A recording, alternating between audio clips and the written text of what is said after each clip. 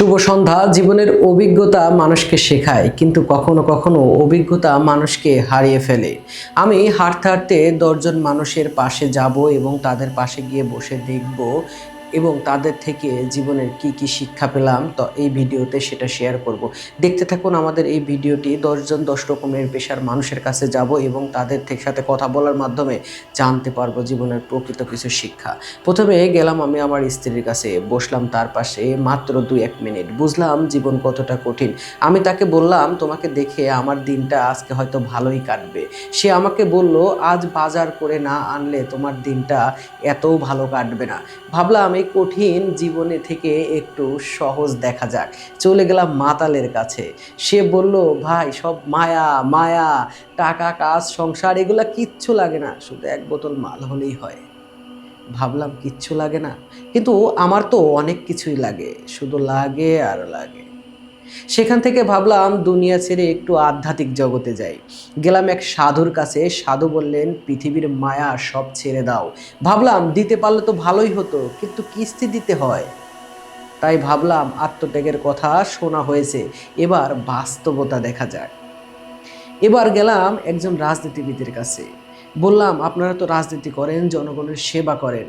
তিনি বললেন, হ্যাঁ জনগণের সেবা করে ঠিক আছে, কিন্তু সময় লাগে। আরে বাবা, সময় তো সবাই নেয়। আচ্ছা সময় নেওয়া হয়েছে, আমি বুঝে গেছি কেমনে কি হবে, কিন্তু কাজ করে কয়জন? তাই ভাবলাম রাজনীতি বাদ, এখন একটু নিরাপত্তার কথা ভাবা যাক। নিজের নিরাপত্তার কথা ভেবে গেলাম জীবন বীমা কর্পোরেশনের কাছে। তারা আমাকে বারবার প্রশ্ন করছে এবং এটাই বোঝাতে চাচ্ছে আপনার মৃত্যুর পরে আপনার পরিবার কিভাবে চলবে। আমি তখন ভাবতে শুরু করলাম যে বেঁচে থাকার চেয়ে মরে যাওয়াই ভালো। একটু হুঁশ ফিরতেই ভাবলাম, এখানে বেশিক্ষণ বসলে মন খারাপ হয়ে যাবে, বরং টাকা উপার্জনের কথা ভাবি।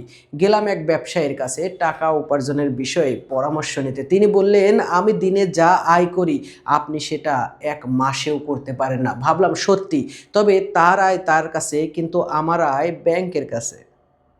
এখন ভাবলাম অর্থের পিছনে না ছুটে জ্ঞানের পিছনে একটু ছোটা যাক। গেলাম একটা বিজ্ঞানীর কাছে। তিনি বললেন, আপনার মস্তিষ্কের মাত্র 10% কাজ করে। আমি তো টেনশনে পড়ে গেলাম, আসলে 10%? না, আমার মনে হয় আমার মস্তিষ্কের মাত্র 5% কাজ করে। তাই ভাবলাম নতুন কিছু শেখার জন্য একজন শিক্ষকের কাছে যাওয়াটাই ভালো হবে। গেলাম একজন শিক্ষকের কাছে। তিনি বললেন, শিক্ষাই জাতির মেরুদণ্ড, শিক্ষা মানে জ্ঞানের মুক্তি। আমি ভাবলাম তাই তো, আমি আবার স্কুলে যেতে চাই, কিন্তু কিস্তির কথা ভাবতে ভাবতে ভাবলাম পরিশ্রমের বাস্তবতা দেখা যাক। গেলাম এক কৃষকের কাছে। তিনি বললেন, আমরা যদি চাষাবাদ না করি মানুষ খাবে কি? আমি বললাম তাই তো, অথচ আমরা ভাবি অফিসের চেয়ারে বসেই কষ্ট করছি। ভাবলাম একবার দেখি আসল ত্যাগ কাকে বলে। এই জন্য আমি গেলাম একটা সৈনিকের কাছে। সৈনিকের কাছে যাওয়ার পরে সৈনিক বলছে, দেশের জন্য আমরা জীবন দিতেও রাজি আছি। ভাবলাম আমি তো অফিসের ফাইল ঠিকঠাক করতে করতে হাঁপিয়ে উঠি, সেখানে অন্য কেউ দেশের জন্য জীবন দিতে প্রস্তুত। তখন বুঝলাম আমাদের কাজ যত কঠিনই হোক না কেন, পৃথিবীর কোনো না কোনো প্রান্তে আমাদের থেকেও কঠিন কাজ কেউ করছে সানন্দে।